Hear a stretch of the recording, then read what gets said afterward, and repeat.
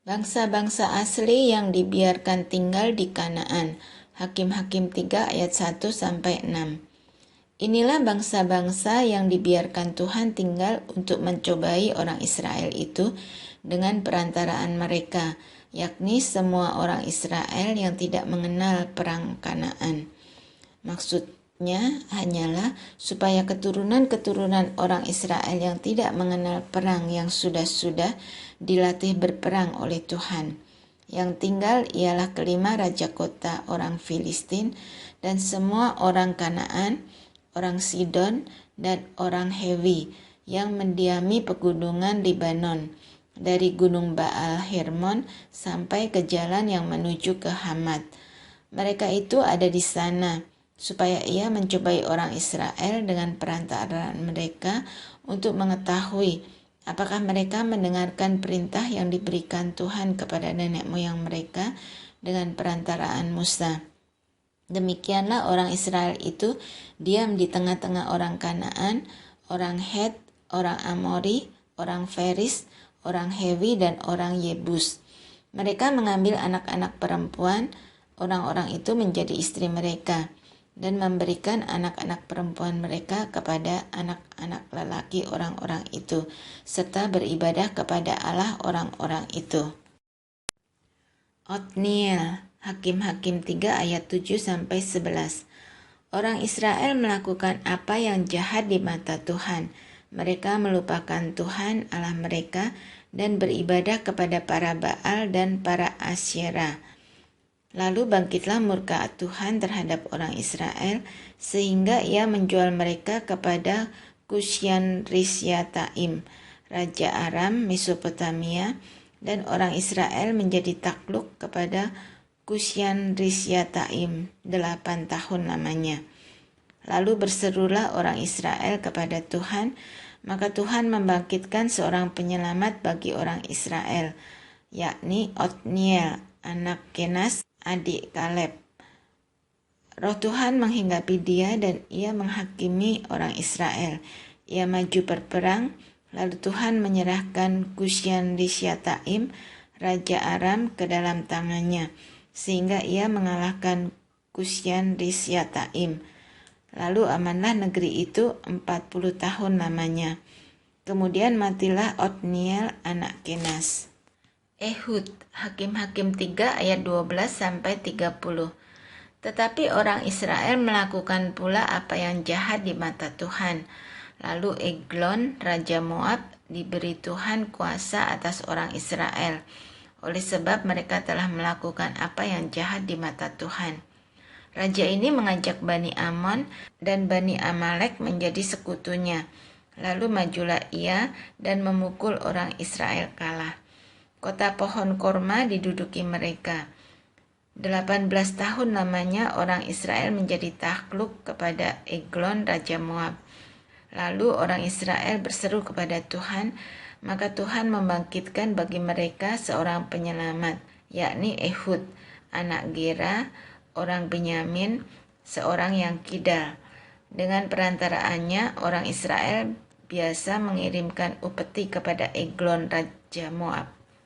Dan Ehud membuat pedang yang bermata dua, yang panjangnya hampir sehasta. Disandangnya lah itu di bawah pakaiannya pada pangkal paha kanannya. Kemudian ia menyampaikan upeti kepada Eglon, Raja Moab. Adapun Eglon itu seorang yang sangat gendut. Setelah Ehud selesai menyampaikan upeti itu, disuruhnya pembawa-pembawa upeti itu pulang. Tetapi ia sendiri berhenti pada batu-batu berpahat yang di dekat Gilgal dan kembali menghadap raja. Berkatalah ia, "Ada pesan rahasia yang kubawa untuk tuanku ya raja." Kata Eglon, "Diamlah dahulu." Maka semua orang yang berdiri di depannya itu pergi keluar. Lalu Ehud masuk mendapatkan dia, sedang ia duduk sendirian di kamar atas di rumah peranginannya. Berkatalah Ehud, "Ada firman Tuhan yang kubawa untuk tuanku." Lalu bangunlah ia berdiri dari tempat duduknya. Kemudian Ehud mengulurkan tangan kirinya. Dihunusnya pedang itu dari pangkal paha kanannya dan ditikamkannya ke perut raja, sehingga hulunya beserta mata pedang itu masuk. Lemak menutupi mata pedang itu, sebab pedang itu tidak dicabutnya dari perut raja. Lalu keluarlah ia melalui pintu belakang. Demikianlah Ehud sampai ke serambi.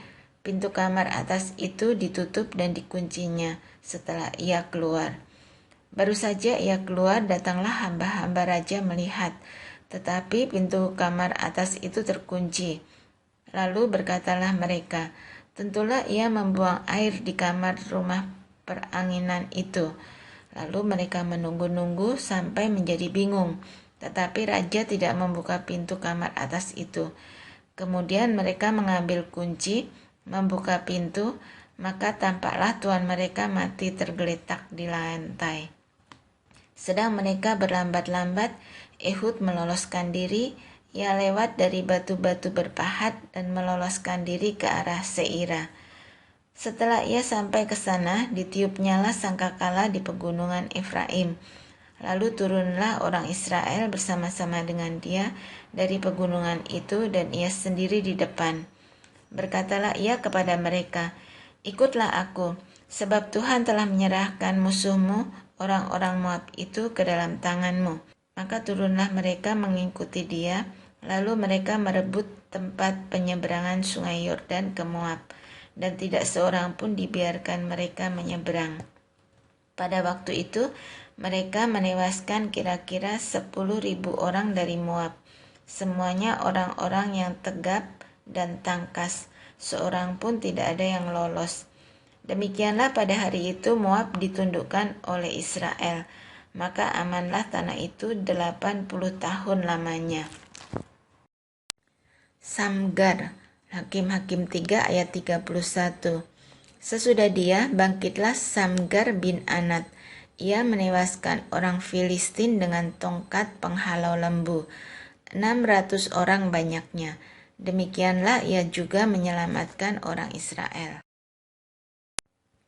Deborah dan Barak, Hakim-Hakim 4 ayat 1-24.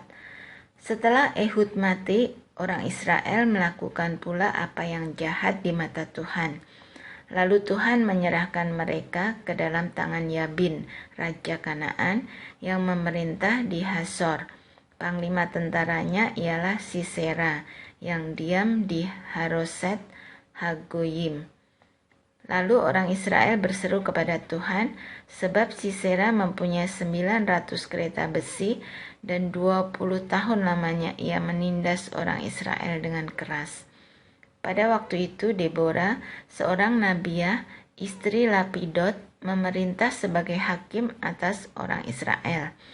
Ia biasa duduk di bawah pohon korma, Deborah, antara Rama dan Betel di pegunungan Efraim. Dan orang Israel mengharap dia untuk berhakim kepadanya. Ia menyuruh memanggil Barak bin Abinoam dari Kedes di daerah Naftali, lalu berkata kepadanya, bukankah Tuhan Allah Israel memerintahkan demikian? Majulah, bergeraklah menuju Gunung Tabor dengan membawa 10.000 orang Bani Naftali dan Bani Sebulon bersama-sama dengan engkau. Dan aku akan menggerakkan Sisera, panglima tentara Yabin, dengan kereta-keretanya dan pasukan-pasukannya menuju engkau ke sungai Kison, dan aku akan menyerahkan dia ke dalam tanganmu. Jawab Barak kepada Deborah, jika engkau turut maju, aku pun maju. Tetapi jika engkau tidak turut maju, aku pun tidak maju. Kata Deborah, baik, aku turut. Hanya engkau tidak akan mendapat kehormatan dalam perjalanan yang engkau lakukan ini. Sebab Tuhan akan menyerahkan Sisera ke dalam tangan seorang perempuan. Lalu Deborah bangun berdiri dan pergi bersama-sama dengan Barak ke Kedes. Barak mengerahkan suku Sebulon dan suku Naftali ke Kedes, maka 10.000 orang maju mengikuti dia. Juga Deborah maju bersama-sama dengan dia. Adapun Heber, orang Keni itu, telah memisahkan diri dari suku Keni. dari anak-anak Hobab ipar Musa, dan telah berpindah-pindah memasang kemahnya sampai ke pohon Tarbantin di Saanaim yang dekat Kedes.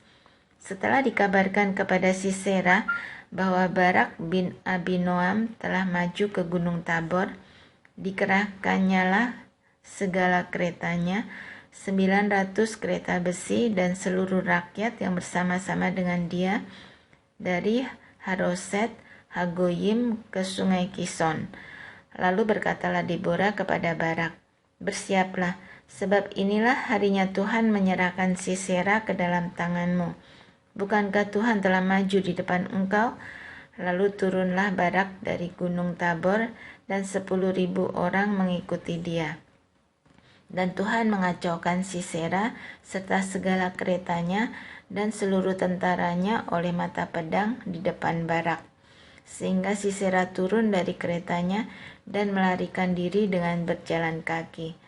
Lalu Barak mengejar kereta-kereta dan tentara itu sampai ke Haroset Hagoyim, dan seluruh tentara Sisera tewas oleh mata pedang. Tidak ada seorang pun yang tinggal hidup. Tetapi Sisera dengan berjalan kaki melarikan diri ke kemah Yael, istri Heber, orang Keni itu, sebab ada hubungan baik antara Yabin, Raja Hasor, dengan keluarga Heber, orang Keni itu. Yael itu pun keluar mendapatkan Sisera dan berkata kepadanya, "Singgahlah tuanku, silahkan masuk, jangan takut." Lalu singgahlah ia ke dalam kemah perempuan itu, dan perempuan itu menutupi dia dengan selimut. Kemudian berkatalah ia kepada perempuan itu, "Berilah kiranya aku minum air sedikit, aku haus." Lalu perempuan itu membuka kirbat susu, diberinyalah dia minum dan diselimutinya pula. Lagi katanya kepada perempuan itu, "Berdirilah di depan pintu kemah, dan apabila ada orang datang dan bertanya kepadamu, 'Ada orang di sini?' maka jawablah, 'Tidak ada.'" Tetapi Yael, istri Heber, mengambil patok kemah, diambilnya pula palu, mendekatinya diam-diam, lalu dilantaknyalah patok itu masuk ke dalam pelipisnya sampai tembus ke tanah, sebab ia telah tidur nyenyak karena lelahnya. Maka matilah orang itu. Pada waktu itu muncullah Barak yang mengejar Sisera. Keluarlah Yael mendapatkan dia dan berkata kepadanya, "Mari, aku akan menunjukkan kepadamu orang yang kau cari itu." Lalu masuklah Barak ke dalam, dan tampaklah Sisera mati tergeletak dengan patok dalam pelipisnya.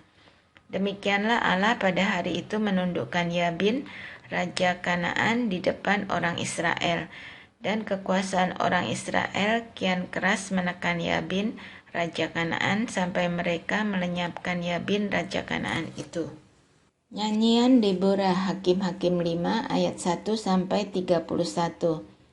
Pada hari itu bernyanyilah Deborah dan Barak bin Abinoam demikian. Karena pahlawan-pahlawan di Israel siap berperang, karena bangsa itu menawarkan dirinya dengan sukarela, pujilah Tuhan.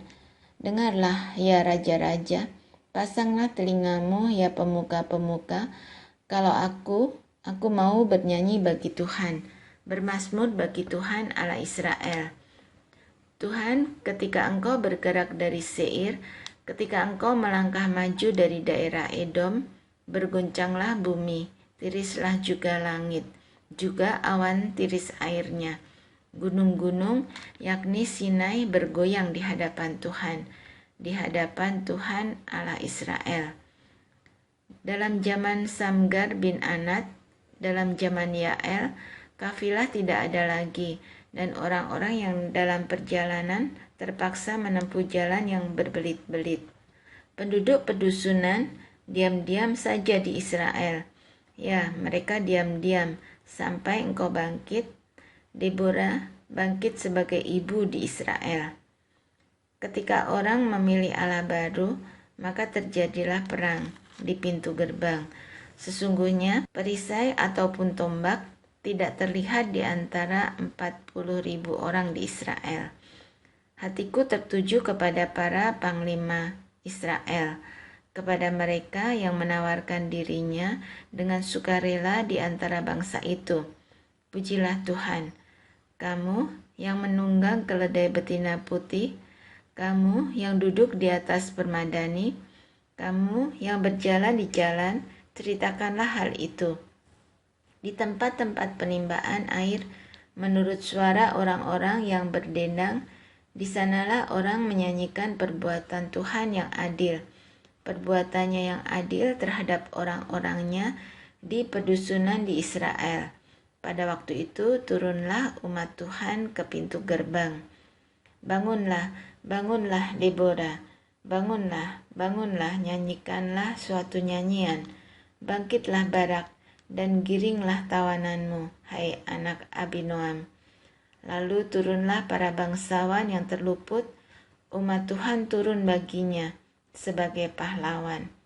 Dari suku Efraim mereka datang ke lembah, mengikuti engkau ya suku Benyamin dengan laskarmu. Dari suku Makir turunlah para panglima, dan dari suku Sebulon orang-orang pembawa tongkat pengerah. Juga para pemimpin suku Isakar menyertai Deborah, dan seperti Isakar, demikianlah Naftali menyertai Barak. Mereka menyusul dia dan menyerbu masuk lembah.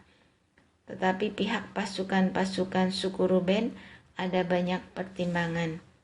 Mengapa engkau tinggal duduk di antara kandang-kandang sambil mendengarkan seruling pemanggil kawanan? Di pihak pasukan-pasukan suku Ruben ada banyak pertimbangan. Orang Gilead tinggal diam di seberang sungai Yordan, dan suku Dan mengapa mereka tinggal dekat kapal-kapal. Suku Asyir duduk di tepi pantai laut, tinggal diam di teluk-teluknya. Tetapi suku Sebulon ialah bangsa yang berani, mempertaruhkan nyawanya. Demikian juga suku Naftali di tempat-tempat tinggi di padang. Raja-raja datang dan berperang. Pada waktu itu raja-raja Kanaan berperang dekat Ta'anah pada mata air di Megido. Tetapi perak sebagai rampasan tidak diperoleh mereka. Dari langit berperang bintang-bintang, dari peredarannya mereka memerangi Sisera. Sungai Kison menghanyutkan musuh. Kison, sungai yang terkenal dari dahulu kala itu. Majulah sekuat tenaga, hai jiwaku. Ketika itu menderaplah telapak kuda karena berpacu lari kuda-kudanya.